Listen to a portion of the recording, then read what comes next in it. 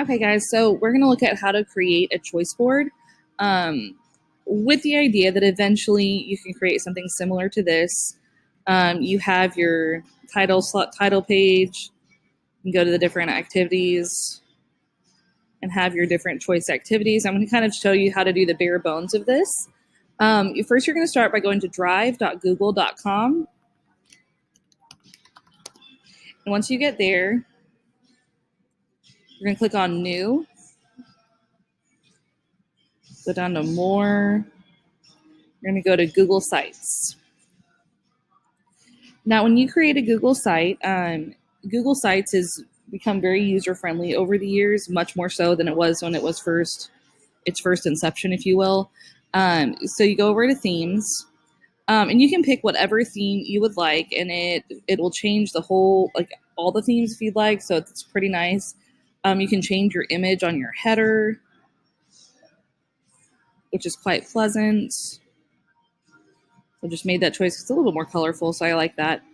And essentially, to kind of set us up, our first little section we're going to add here, and all I did to access this was to double click. I'm going to call this required activities. And again, I just double click, text, title, and this is your choice activities. And now that I've kind of established this is our example choice board,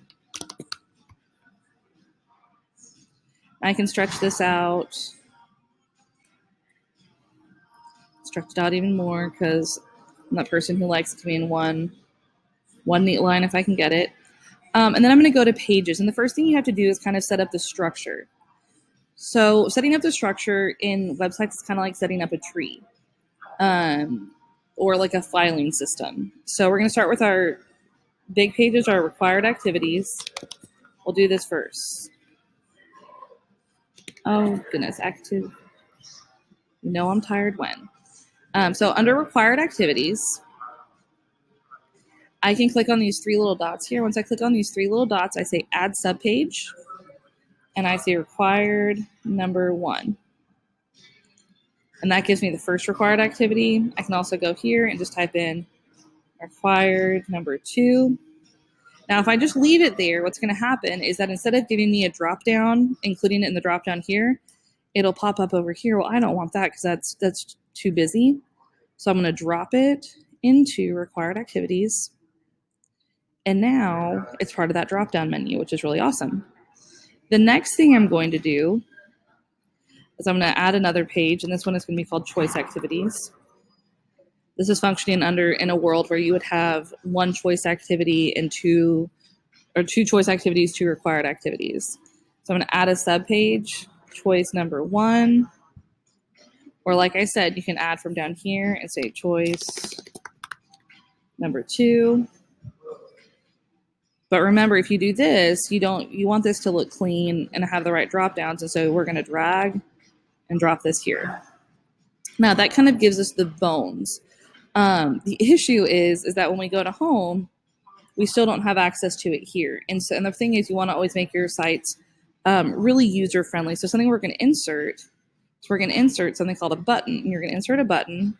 And let's say we're going to call this first one required number 1.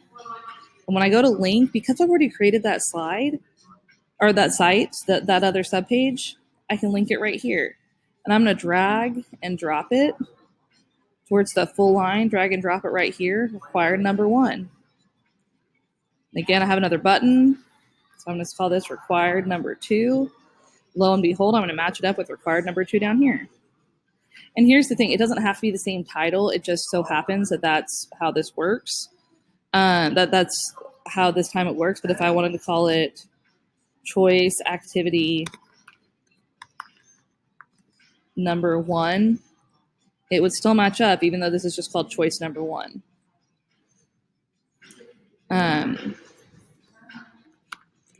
Choice number 2. I'm going to give some people a lot of stress because I didn't call it choice activity 2, but I just want to show you it still works. Well, now this is great because when you go to your home page, you're going to be like, okay, so I click on this and I have access. Well, since we have this right here, we can also click on the little paperclip, and now that'll link us to the required activities page. This will link us to the choice activities page. Now the problem is if I tell it to go to required activities, or I even click on it up here, when I go to required activities, there's nothing on this page. So it's kind of, and I'm not going to call it obnoxious, but it feels a little obnoxious at first that you're doing a lot of setup. But once you get the setup done, then you can just apply content the whole time. Again, required number 2. And I'm just linking those pages. And you can stretch and grow these to be as big or as small as you want. They won't stretch up and down because it shapes with the computer and kind of as people zoom in their computer. Again, if I go to choice activities, there's not going to be anything there at first. Well, I'm going to insert those buttons. Choice number 1 goes with choice number 1. Choice number 2, again, goes with choice number 2. You can drag and drop that over here. If you want to have it more centered, you can. It's a really easy kind of just drag and drop situation. Now, once you click on these activities, that kind of is your structure, because now no matter where I click, I have access and I know I know kind of where things are supposed to be. Typically, I kind of like my stuff to be a little bit centered, usually a little bit bigger. Trying to make this as efficiently timed as possible for you guys. Anyhow, this, I can center this, so now it kind of looks a little bit more even. Now, once I go to required activities and I go to required 1, well, this is where I would now give it a title of activity. And again, you just have to double click and I can give instructions here.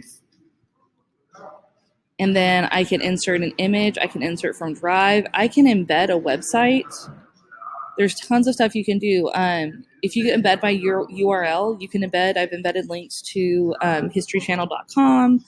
There's tons of things you can do here, though. When you look at insert, you can insert a doc, Google Slides, Forms, YouTube, all of that. And here's the thing: if I randomly decided I wanted to change the theme, if I change it on one, I change it on all of them. It just so happens I like this theme, but I can change the color. Like, there's all sorts of choice. It's a limited choice, but it works. So this is going to be example choice board number 2, because the first one I created